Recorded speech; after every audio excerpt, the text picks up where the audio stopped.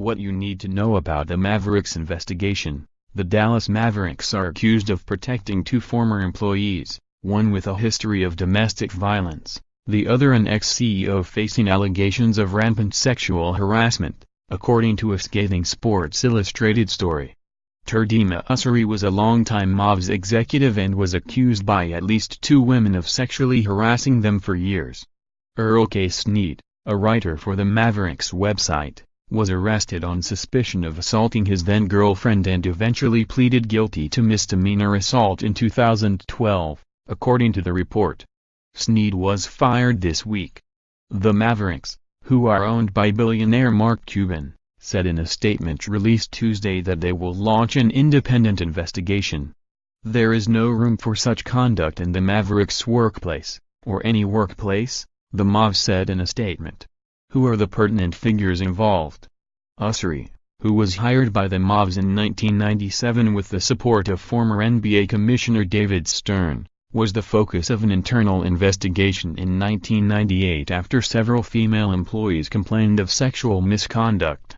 As a result of the investigation, Ussery was retained but the staff received handbooks detailing a revamped policy on sexual harassment.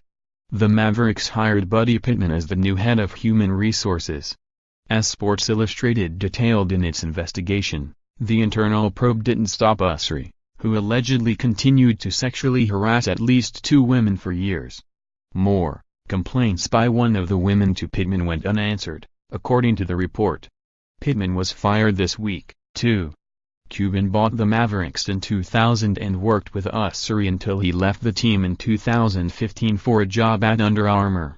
2 months after becoming the president for global sports, he resigned. Ussery, who before joining the Mavericks had been the commissioner of the Continental Basketball Association and also was in a high-profile role with Nike, was a finalist to become the president of the National Basketball Players Association but lost to Michelle Roberts in 2014. Former Mavs.com beat writer Snead was hired in 2010-11. He was arrested on suspicion of assaulting his then-girlfriend, who suffered a fractured right wrist and bruises to her arms and chest. In 2012, he pleaded guilty to misdemeanor assault, according to Sports Illustrated. He later had another relationship, this time with a Mavericks co-worker, which was disclosed within the company. That relationship also turned violent. Snead reportedly hit the woman, leaving her with a swollen face. She reported the incident to HR, but Snead stayed on with the Mavericks. Cuban, in an interview with Sports Illustrated, said he was aware of the incident. I also suggested that we put him through domestic violence training class and then create a zero-tolerance policy that included a variety of things, Cuban said. What's next? The Mavs have hired an independent law firm, New York-based Crutoy Law, which is headed by Evan Crutoy.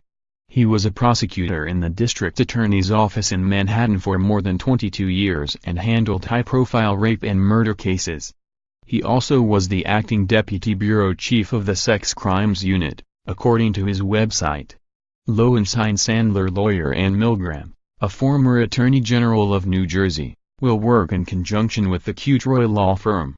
The NBA will have access to all findings in the independent report. Independent investigations sometimes take months, if not longer, to complete and require interviews, examination of records, emails and legal documents. Crutoy will write a report following his investigation and deliver his findings. The independent investigation will aim to find, among other facts, who knows what and when they knew it, and if other current and former employees were involved. In 1998, under previous ownership, the Mavs did not conduct an independent investigation into Ussery's behavior and instead used an in-house attorney to review the matter, according to the Dallas Morning News. What will the NBA do? In its statement about the situation, the league said we will closely monitor the independent investigation into this matter.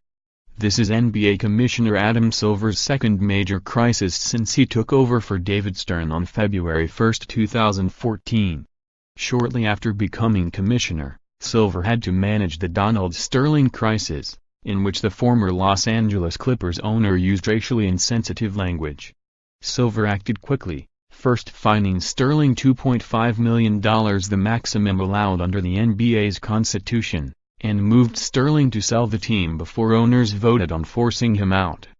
Depending on what the independent investigation reveals, Silver has punitive options at his disposal, per the NBA's constitution and bylaws. He can levy suspensions and fines up to $2.5 million. Silver also can take steps to terminate Cuban's ownership of the Mavericks. That action would require 3/4 vote from the owners and would be considered a nuclear option. Follow USA Today Sports' Jeff Zilgett and Michael Singer on Twitter.